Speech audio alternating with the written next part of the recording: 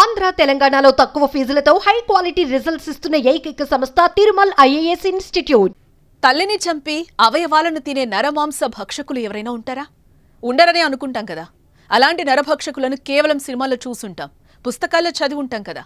కానీ నిజ జీవితంలో ఓ అత్యంత దారుణాతి దారుణ ఘటన 2017లో జరిగింది. తల్లినే చంపి ఆమె శరీర భాగాలను చంపి తిన్నాడు ఓ క్రూరుడు.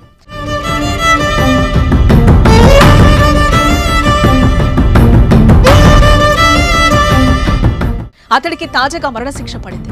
ఇంతకీ ఆ దుర్మార్గుడు తల్లి విషయంలో అంత దారుణంగా ప్రవర్తించడానికి కారణం తెలిస్తే మాత్రం షాక్ అవ్వాల్సిందే.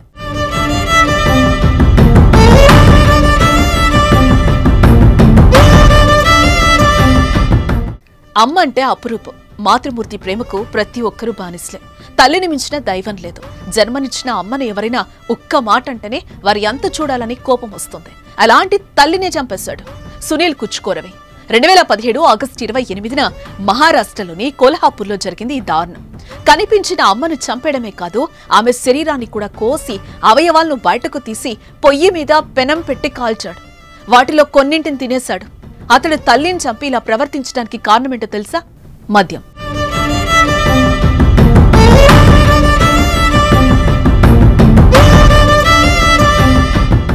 మద్యానికి బానిసైన సునీల్ కుచ్కోరవి నిత్యం డబ్బుల కోసం తల్లిని వేధించేవాడు. ఆ రోజు కూడా డబ్బుల కోసం గొడవకు దిగాడు తల్లితో.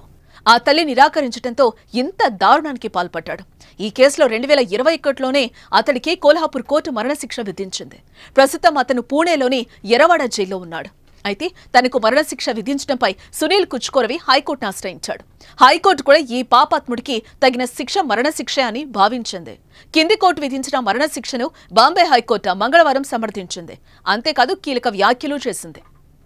ఇదే నరమాంస భక్షక కేసు అని పేర్కొంటూ నేరస్తుని సంస్కరించే అవకాశం లేదని చెప్పింది. అతనికి యావజ్జీవ కారాగార శిక్ష విధించినట్లయితే అతను జైల్లో కూడా ఇలాంటి నేరానికి పాల్పడే అవకాశం ఉందని భావించిన ధర్మాసనం అందుకే అతనికి కింది కోర్టు విధించిన మరణశిక్షను సమర్థిస్తున్నామని తీర్పునిచ్చింది. తల్లిని చంపడమే హేయమైన చర్య, అది క్షమించరాని నేరం. అందులోనూ కాల్చి తినడం అంటే వారు మనుషులే కాదు. సునీల్ కుచ్కోరవి కూడా మనిషి రూపంలో ఉన్న జంతువే. అతడి మరణశిక్షకు మించిన శిక్ష లేదు. దీనిపై మీరేమంటారో కామెంట్ చేయండి.